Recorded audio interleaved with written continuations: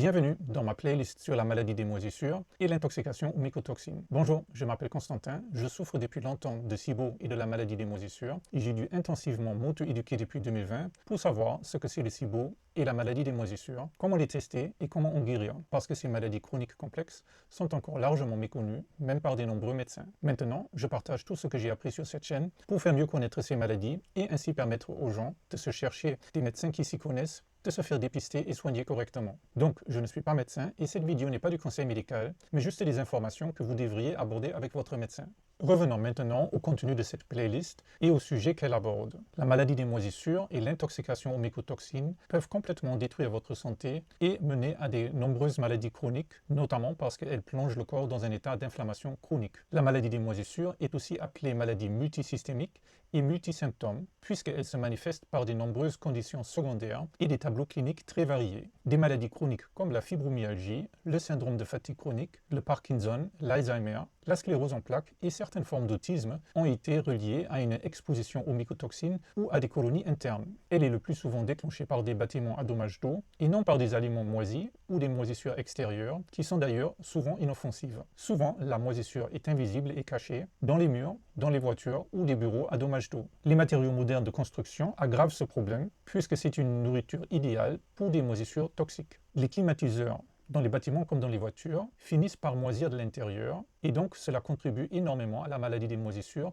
si on ne les fait pas nettoyer régulièrement par un professionnel. Les mycotoxines sont des gaz qui se concentrent dans les espaces clos. C'est pourquoi les mesures modernes d'efficacité énergétique ont aussi aggravé le problème d'exposition aux moisissures toxiques. L'usage intensif de produits chimiques dans nos foyers, dans l'industrie et dans l'agriculture, comme les produits de nettoyage ménager, les conservateurs, les pesticides, les herbicides et les antifongiques dans l'agriculture semblent avoir favorisé l'émergence d'espèces de moisissures qui sont encore plus toxiques et dangereuses. Le terme maladie des moisissures est relativement récent et n'a pas encore de définition universelle. Il regroupe souvent plusieurs problèmes de santé liés aux moisissures. Par exemple, les allergies, les réactions non allergiques aux moisissures, les infections fongiques invasives comme l'aspergillose pulmonaire, l'intoxication aux mycotoxines, le syndrome de réponse inflammatoire chronique, CIRS, comme défini par le Dr Shoemaker, les colonies de moisissures internes, l'hyperréactivité aux moisissures, la sensibilité chimique multiple, MCS, les composés organiques volatiles, VOC, le syndrome d'activation mastocytaire, SAMA ou MCAS en anglais, ainsi que la présence d'autres organismes toxiques dans des bâtiments à dommage d'eau,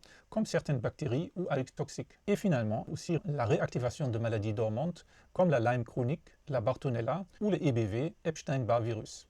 Environ 24% de la population possède d'ailleurs une variation génétique qui s'appelle HLA-DR, ce qui les rend plus vulnérables aux mycotoxines puisque leur corps élimine moins bien les mycotoxines ou d'autres biotoxines. Donc les personnes qui ont la variation génétique HLA-DR accumulent plus facilement des mycotoxines et donc tombent malades avec la maladie des moisissures plus facilement et plus gravement. La maladie des moisissures est donc fréquente mais largement méconnue. Beaucoup ignorent que leurs problèmes de santé chronique peuvent être causés par des moisissures cachées dans des bâtiments à dommage d'eau. Les conséquences peuvent inclure des colonies internes qui continuent à produire des mycotoxines même après avoir quitté le bâtiment contaminé, ou encore une colonisation bactérienne avec des marcons dans les sinus, et aussi une hyperréactivité ou sensibilité chimique multiple. Pour réduire ce genre de hypersensitivité, certaines personnes pratiquent un évitement de moisissures strict et d'autres se tournent vers une reprogrammation du système limbique. Il existe différents tests pour détecter les mycotoxines, les colonies internes et les marcons. Le traitement commence toujours par une sortie de l'exposition et puis, selon le cas, l'usage de binders ou liants qui accélèrent la détox des mycotoxines, des antifongiques ou des sprays nasaux antibactériens contre les marcons.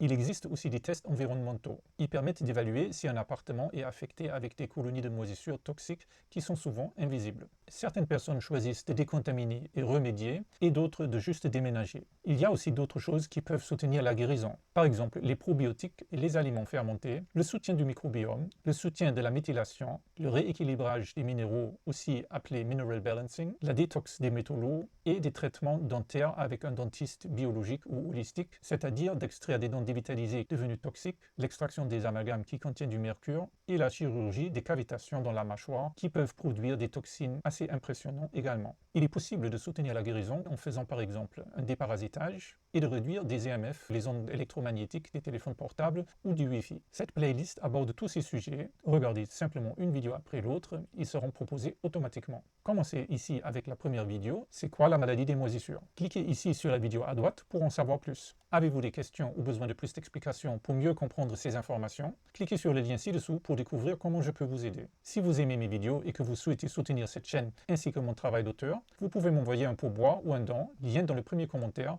ou dans la description.